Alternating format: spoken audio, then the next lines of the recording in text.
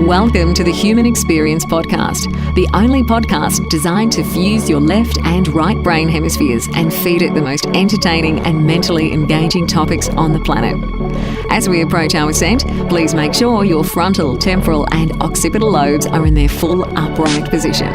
As you take your seat of consciousness, relax your senses and allow us to take you on a journey. We are the Intimate Strangers. Thank you for listening.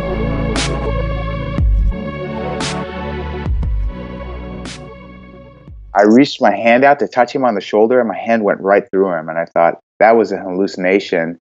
Not only that, it was a hallucination that talked to me. So I literally walked out of the bar, and thankfully I had these silk boxer shorts on that were kind of comfortable because I didn't even own running gear. And I took off my pants and just started running. Most people, I think in modern society don't even know what it's like to be in the wilderness. But I'm more comfortable off running in the wilderness by myself than I am in groups of people. If you had said to me, before I started doing this, hey, one day you're going to run 100 miles nonstop, I would have laughed. I mean, it was like, I don't even like driving 100 miles nonstop. I'm like, oh, that's funny, great joke. He's like, no, you're number 29. You're ahead of Oprah and you're one behind George Clooney. And I'm like, you're kidding.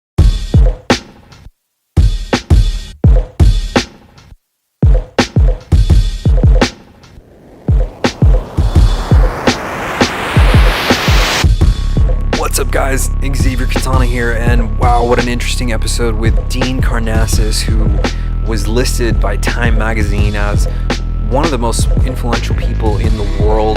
I mean, he's been featured on all of these different media outlets covering what he does. He's an ultra-marathon runner.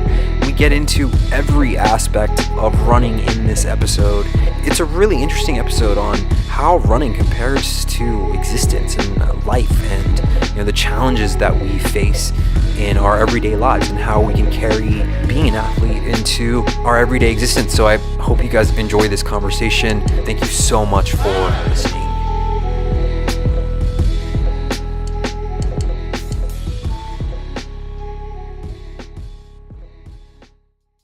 The Human Experience is in session. My guest for today is Mr. Dean Karnazes. Dean, my good sir, welcome to HXP. Thanks for having me on. Very interesting background that you have. Why don't you spell that out for our listeners, please?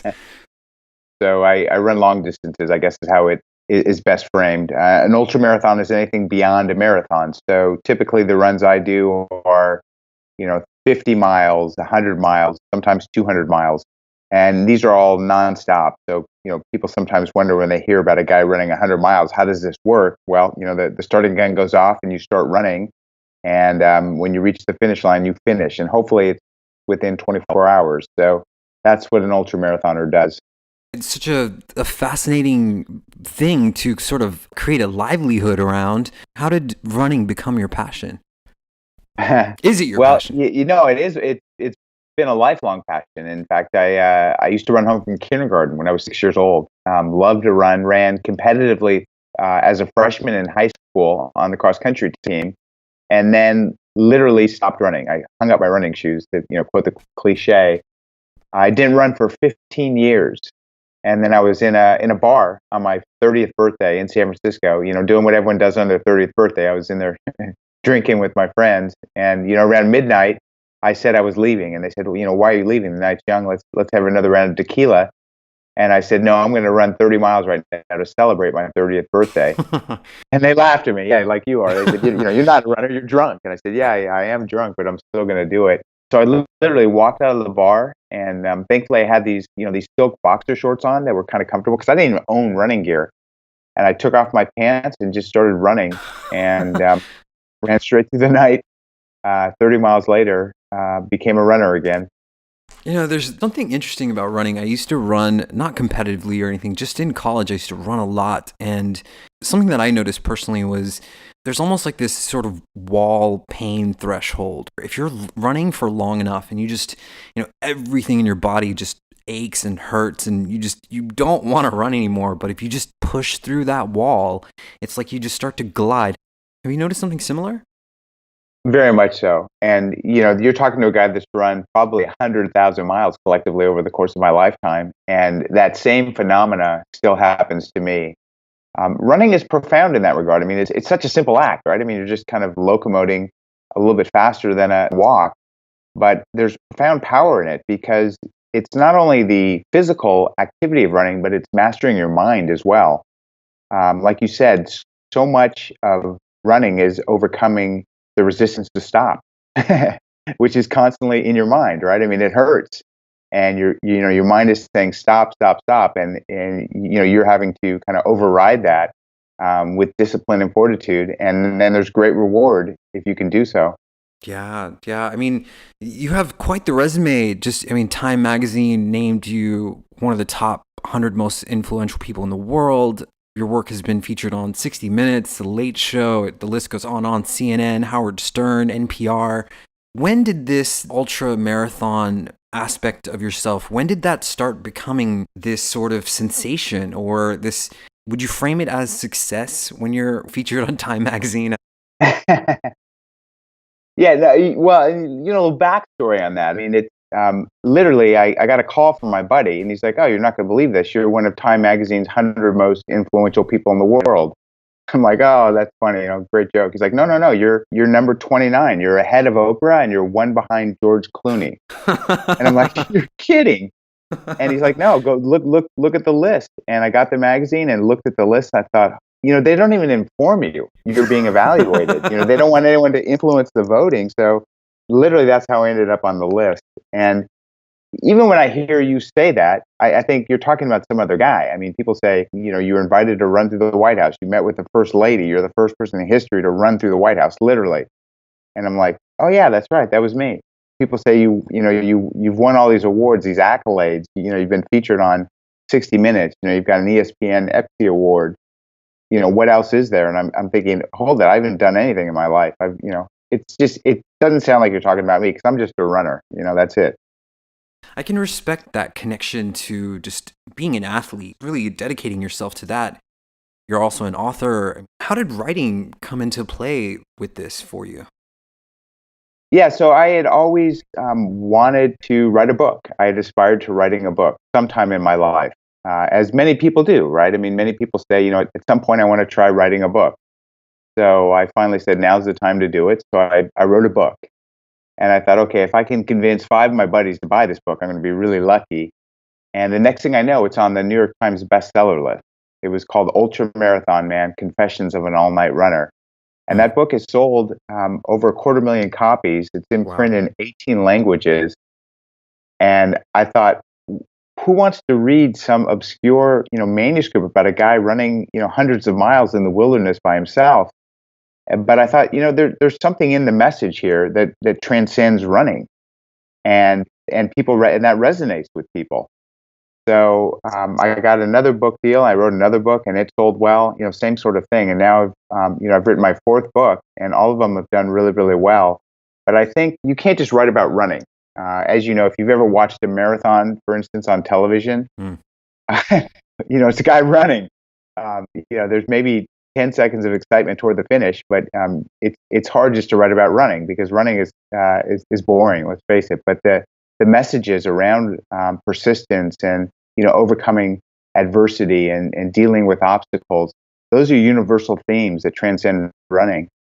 It's amazing how much, we had Laird Hamilton on, the big wave surfer, and it's amazing how much there is this sort of cross-section of, life advice and how just maintaining, a healthy living, in your mind. Let's but it's so funny. You consider, what Laird does is healthy. I'm thinking, my God, the guy rides, mountains of water.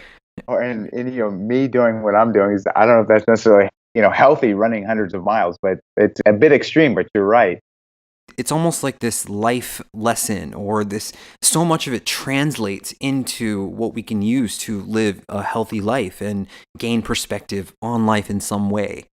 You mentioned, these messages transcend running. What have you found for yourself has been a major obstacle for you? The biggest obstacle for me is the guy I see every morning in the mirror. And I think that's the same with anyone. I think my preconceived, ideas of what is and what isn't possible are what holds me back. And the only way I can break through those limitations is by crossing the line and pushing myself to do things that I once would have thought was entirely impossible to do. I mean, if you had said to me, before I started doing this, hey, one day you're going to run 100 miles nonstop, I would have laughed. I mean, it was like, I don't even like driving 100 miles nonstop. And Yeah. I would have said, that's impossible. A human being, I know what it feels like to run 1 mile nonstop. It hurts, it burns, it's painful. There's no way I could, run 100 miles. And then to go do it, you prove to yourself that you're more capable than you think you are, and you can go further than you think you ever could. There's such a large basis on what we think we can do and what we think we can't do, what we regard as impossible. And I really liked what you said about the opponent being, just you, the person you see in the mirror every day. How do you connect what you deem to be impossible, and what's your reference to running a race, running 100 miles, or setting yourself up to run this 100 miles? How much of your mentality predicts or puts you in this sort of position to succeed in running this long distance or fail? Well, you hit on a good point, and running is very symbolic. I mean, most people can relate to running; it's identifiable. Riding a big wave like Laird does, it's admirable, but it's hard for a layperson to really identify with that. Unless you're a surfer. I mean, I'm a surfer, so I have great respect for what he does. But unless you surf, you can't really identify what it means to ride a 30-foot wave. Where running, people know because they've done it. Almost every human has run, and it's very symbolic in that regard, because if you've run a mile, you can say, okay, well, I've run a mile nonstop. Let me see if I can run 2 miles nonstop. Well, maybe 3 miles. And to me, it was, well, boy, I just ran 50 miles nonstop. Let me see if I can run 100. And then I ran 100 miles nonstop. And then learned of this 135-mile foot race. And I said, let me see if I can run 135 miles nonstop. Did that. And then I heard of this 200-mile 12-person relay race. And I thought, I wonder if I could do that by myself as a team of one. And I ran 200 miles nonstop. And I kept pushing the envelope further and further until I failed. And you brought up a very good point. Until you fail, you really don't know how far you can go. So I pushed myself over the edge and I failed. And I'll tell you what, I learned a lot more, and I always do, from my failures than I do from my successes. I mean, when you succeed, you high five at the finish line, you got the medal around your neck. I did it, I pulled it off. When you fail, you tend to look inward. You get very introspective and you dissect, where did things go wrong? What can I do better in the future? And those are the best learnings to me, are failures, not successes. Absolutely. Is there one specific moment that you can think of as a failure where you learned the most from? Well, there's a race I just alluded to. It's called the Badwater ultramarathon. Yeah, So it's I was going to bring that up. it's a 135-mile continuous foot race across Death Valley Right. in the middle of summer. And Death Valley is the most inhospitable, the hottest place on earth. And temperatures can get up over 130 degrees during this race, which running 135 miles in 130 plus degree temperatures it's inhumane, right? I mean, it's torture, and you just think it's impossible.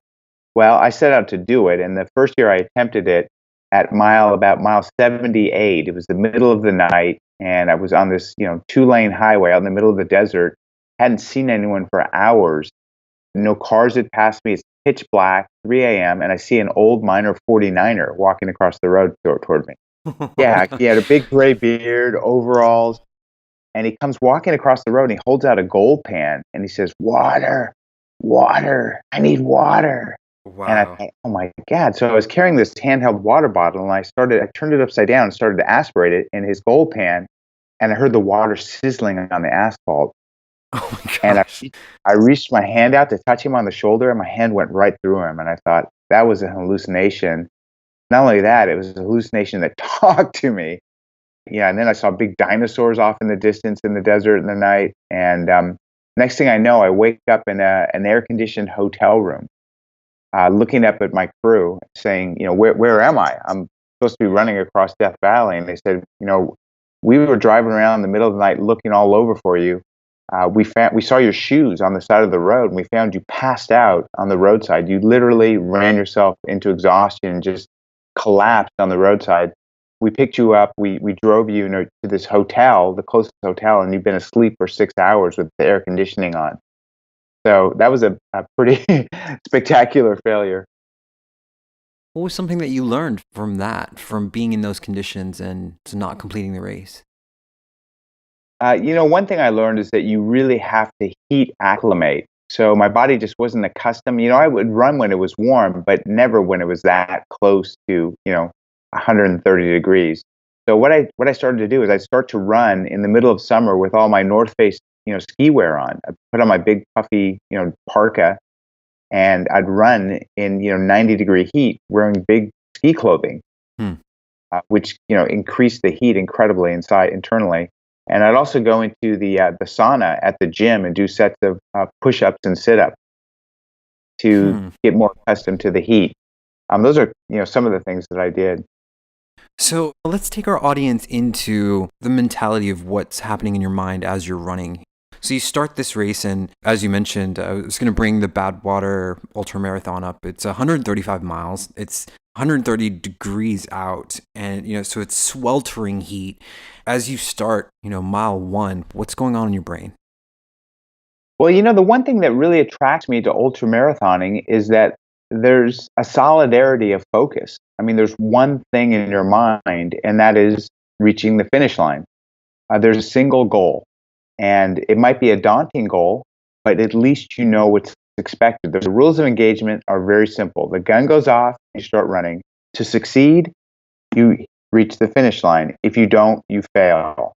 And let's face it, life is ambiguous. The finish line moves around a lot, right? You're never really sure if you're going in the right direction, as well as you're typically bombarded with noise, right? In the course of any given day, I mean, you've got tweets coming in, texts, Right. there's ads, there's just lots of stuff coming your way. When you're running an ultramarathon, all of that disappears. And there's just one single goal in your mind for a very long amount of time, and that is reaching the finish line. And to me, it's almost like a Zen-like state that you put yourself in, and it's very rejuvenating. It's very cleansing just to have one thing on your mind for so long, because it's not something that typically we do in this modern era ever. But it's a very human thing to do, but just something we don't do in this modern world. Hearing you describe it, it's so simple, the lack of this sort of complexity and the way that we are just inundated with information all the time. So the way you put it is just so beautifully put. Can you describe that sort of flow state aspect of you're just cruising and you know that there's no hesitation or doubt in your mind that you're going to cross that finish line? When you're in that Zen-like state, you're not thinking about the finish line. I've tried as best to focus on exactly where my mind goes when I enter this place. And what you're focused on is the present moment of time, is the now. I mean, we're thinking about the finish line, or we're thinking about something in the future, or we're reflecting on the past, or we're preoccupied with something we're doing. But when you get into the Zen-like state, you don't think about anything except putting one foot in front of the other to the best of your ability. So you're really that granular with your thoughts. I'm just thinking, take your next step as best you can. Take your next step as best you can. I'm not thinking about, wow, the finish line is 60 miles ahead. I've got a long way to go. Or I'm not thinking about, the finish line's right around the corner. I'm almost done. I'm just being in the present moment of time, the here and now, and not reflecting on the past, not cluttering my mind with any other thought other than what's right there in front of me at that moment. So, I mean, just to put our audience kind of more in this sort of perspective of doing this ultra marathon, there's no emergency team sort of following you. There's nothing like that, right? It's just you and the road, correct? It really depends on the various races. I mean, sometimes it's exactly as you described it, and even more removed, there is no road. A lot of times, you're running through the wilderness on single track trails where there's basically nothing out there. There's no people. There's nothing except you and the trail and nature. That's probably one of the most beautiful things I've ever heard, man. I mean, like, I just being in that situation of just being left to your own devices and just running and knowing that there's no one behind you to sort of back you up and you're left to your own sort of wits. What do you think has been your biggest insight from that? Our biggest fear is the unknown. And if you can just, blank out your fear somehow, and just go with the flow, if you will, it's very liberating to be running out in the middle of nowhere by yourself and not be fearful, not be in a fearful state, but to be in a comfortable and relaxed state. So that's something I've learned. The other thing that I've learned is something that not many people today can really relate to, and that is I have a relationship with nature. I mean, I have a love affair with the wilderness. Most people, I think in modern society don't even know what it's like to be in the wilderness. But I'm more comfortable off running in the wilderness by myself than I am in groups of people. So that's a reality that I think is very human. It's very primordial, if you will, but something that's been entirely lost in our modern society. I think a lot of people fear the wilderness or just don't spend time or might even think it's boring being out there by themselves. To me, it's a love affair. I enjoy it. It makes me feel whole. It makes me feel complete. It makes me really feel alive when I'm just out by myself in the middle of nowhere running on a trail. In your book, Road to Sparta, there was something that you mentioned called Unihemispheric slow wave sleep, which is the ability to put one half of the brain to sleep while the other half stays awake. And you can actually run in this state. Is that right? Well, you can, but it's not like I studied this state and thought, okay, put yourself in here while you're running. I mean, I basically was so exhausted while I was running. I mean, for you listeners, I mean, some of these runs are, 36, 48 hours nonstop. So you're going through a night or 2 nights without sleep and you're running continuously. I found myself, running down the middle of the road in the middle of the night. And wondering, why am I running in the middle of the road? And Yeah. and kind of meandering over back to the shoulder. And then, it happened again. I woke up running down the middle of the road. I realized I was sleep running. I was literally just falling asleep, but willing my body to keep going. And so after that episode of that kind of catatonic running, if you will, I researched it. And that's how I came up with the scientific term for what was happening. Now, I really want to get into the nutrition aspect of this and, what has changed in the last, 20 years or so of this technology kind of explosion, information? How's that affected running? The technology has affected running in a lot of ways. I mean, you alluded to nutrition, Yeah. and we can riff on that, in a bit. But I mean, just in brief, it's gone from this idea of carbo loading, which many non-runners and some even recreational runners still believe it's in vogue to carbo load. Where you eat a lot of pasta and rice and so forth. But it's gone full circle. We realize now, especially elite athletes, that carbo loading is the worst thing to do because it just leaves you kind of bloated and overly stuffed at the starting line. So we've gone from the idea of taking in a lot of carbs to taking in almost no carbs to this ketogenic state where you're using fat as fuel. Right. That's one thing that's changed with nutrition, and that's this is pretty progressive. Not every runner even is familiar with the idea of running in a state of ketosis, but a lot of elite athletes are. Of course, the rise of smartwatches and devices has completely changed the landscape. I mean, when I first started running, you would estimate how far you thought you ran, or you try to triangulate on a map. But of course, a lot of trails, it's hard to even tell on a trail map how far it was you ran. Now with a GPS watch, you can pretty much monitor everything you're doing. You can look at your elevation, your gain, your descent, your ascent, your heart rate. I mean, you can monitor everything with your vitals in a way that was impossible when I first started running. So going back to nutrition, how do you think that has changed? And are there secrets or tricks that you use to endure this pace that you're keeping? Well, when we talk about nutrition, I always preface it by saying, listen to everyone, follow no one. So I know what works for me, and I encourage other athletes to experiment to find what works best for them. Because a lot of the guys I train with and race with, we have different regimes when it comes to nutrition. But I've kind of gone back to nature. So I've gone full circle from highly processed, refined foods to more natural sources of calories these days.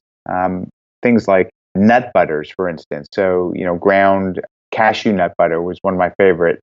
very simple foods, coconut water for hydration versus like a sports beverage. Those kind of things to me just sit better in my stomach, and they just leave me feeling better than if I was eating, highly processed and refined foods like I used to. Have you noticed a sort of attrition that happens with the body? I mean, I know that for me personally, that contact with the pavement just it affects my joints kind of adversely. Have you noticed that at all with your body? Well, I would say atypical in that regard, in that I've never had a running related injury. So I've never had an overuse injury. I'm 100% Greek, and I have very good biomechanics. So my alignment is really as a runner should be, and that's nothing that I've trained for. I mean, you inherit your biomechanics. That comes from mom and dad. I mean, they say the best thing you can do as a long distance runner is to choose your parents well. So I guess I started by choosing my parents well. But the other thing that I do a lot of is cross training. I don't just run. And I think a lot of runners that just run, especially elite runners, suffer all the time. And that's because they're not doing anything besides running. So I do a lot of cross training, and I'm perhaps more bulky than most runners. I mean, if you look at me compared to, say, an elite, marathoner, like one of the Kenyans, for instance, a gentleman the same height as me, I probably outweigh them by 30 or 40 pounds, and all of it is muscle. So, we might have the same percentage of body fat, which is, around 4.5% body fat, but I just carry a lot more bulk, and that's from cross training. And I really think that helps with injury prevention, and it helps with soreness, joint soreness, because your muscles are supporting a lot of the impact that your joints take when you run. I'm curious to know what motivates you to do this. Is it just your passion for it, or is it to do something that, other people aren't necessarily doing? Or is it that zen that you get from that moment of just being by yourself in nature? I mean, what is it that pushes you to keep doing this? I think it's just the pure joy of the freedom running brings. Certainly, I like to compete, so I like to race, and there's a thrill in racing. That's not my main motivation. My motivation is just the joy and simplicity of running and the internal reward it brings to me. There's a lot of runners that understand what I'm saying. Some people might be listening to this going, I don't get this guy at all, but it's just who I am. So, I'm Greek again. I get back to, know thyself and be thyself. I'm really trying to kind of dig out as much as I can of life teachings that you can get from running. We talked about it a little bit before. There's this aspect of perseverance and that no mind state of just putting one foot in front of the other, and that's all you have in your mind. How do you translate this to your regular life when you're in a stressful situation? I mean, has there been an aspect of this that carries over for you in your real life? Oh, I think absolutely. I mean, I think that there's so many topics that running reinforces. I mean, one that's very clear that we haven't discussed is discipline. I mean, people say, how do you motivate to go running every day? Well, I got to be honest, as much as I love running, there's a lot of days when running just sucks. I don't want to run. If I'm training for a race, I especially don't want to go do a hard training session on certain days when I don't even feel like running. And that comes down to discipline. So this kind of relationship between paying your dues and getting the reward is very clear in running. And there's just no shortcuts. I mean, if you're going to run a marathon, and I really encourage everyone at least once in their life to run a marathon, because it teaches you very quickly that there's no path of least resistance to high achievement, that you have to pay your dues. You just can't fake your way through a marathon. And it teaches you very clearly that if you try to fake your way through a marathon, you'll fail. So that's one element running has taught me. The other thing that it's really taught me is to know myself better. And how do you get to learn about yourself? Well, you put yourself in uncomfortable situations, correct? Yeah. And, a lot of times when you're in an uncomfortable situation, like if you're in front of an audience and you don't like public speaking, you're so nervous, you're not really digesting much of the message. Right. But when you're running for 26.2 miles and you're spending, 3.5, 4.5 hours on your feet, you've got a lot of time to process, how you're responding to this pain and to this challenge. That internal dialogue going on in your head is very clear, and you can hear it and you can respond to it. You're either going to tell yourself, I can't do it, I'm going to drop out. But you can't fool yourself. You know, if you tell yourself that you failed and you've allowed yourself to fail, and you're maybe not as tough as you think you are. But more likely, what you're going to do is you're going to say, this really hurts, this really sucks, I want to stop, but I'm going to keep going.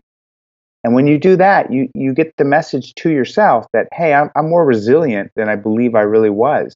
I can get through situations that I never thought I could get through. And running, especially trying to run something like a marathon, teaches you these things very concretely. Yeah, that's a great analogy. I love that. I feel like in a very similar regard, when there's a negative thought, that happens to you during your day, it sort of starts as like a small seed. The more that you focus on it, the more that it grows, and then it completely takes over your mind. Do you find that when you're in this state, how much are you fighting off these thoughts? Oh, absolutely. In fact, when the going gets tough, any marathoner or any runner even who's stuck to it and got to the finish line of a difficult race, they'll tell you, and I'll tell you the same thing, that at some point the pain owns you, and that's all you can think about is overcoming the pain. It just takes complete control of you. And when that happens, it's really powerful to push through it, because you teach yourself that you can have these negative thoughts, you can process them, and you can move beyond them. And that's not something a lot of people can do. I mean, a lot of times we get stuck in this negativity, and it sticks with us the whole day, or maybe stick with us a whole lifetime. And again, that's why I just advocate so much running a marathon. You just learn so much. I think it's a really healthy idea to challenge yourself, to push the envelope to an extent, and really find out what you're made of, and really kind of test your own limitations and your perceived limitations. I just got this Fitbit thing. I work a lot. I'm in my office a lot. So I got it just to hold myself a little bit more accountable. When I find myself sitting in my chair too much and it buzzes, it gives me that notification that you've been sitting for too long. I will get up and I'll move around and I'll go outside and take a walk. And just getting out of this sort of realm of constantly being, immersed in information and immersed in, what's going on Twitter or my email, or when you speak about this sort of Zen state and pushing your mind to this pain threshold. I really identify with that. I really connect with that. It takes discipline to do what you just said. And even though, your Fitbit is saying, hey, you haven't taken your, 250 steps this hour, you need to have the self-discipline to get up and walk outside. I work out constantly throughout the day. So I have this program of what they call HIIT training, or high intensity interval training. Mm-hmm. And it's like a 12 to 14 minute routine of, push-ups, pull-ups, sit-ups, burpees, dip. And it's very exhausting. Your heart rate is really elevated for those 12 to 14 minutes. But I'll tell you what, if you can just get away from a screen and force yourself to do it, when you emerge 12 or 14 minutes later, you just feel like you're reborn. I mean, you feel refreshed, you feel rejuvenated. That noise is just dissipated. So, good for you for having the discipline to listen to that tracker on your wrist.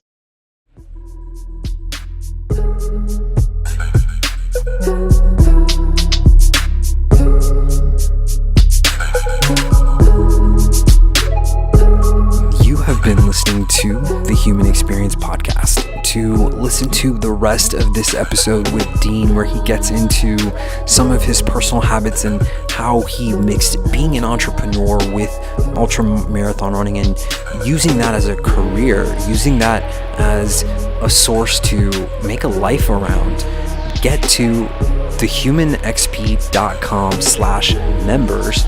Become a member today. It helps us sustain what we're doing. If you value even one of our episodes, go to thehumanxp.com/members, get access to all of our bonus content, and help keep this show sustained. Thank you guys so much for listening.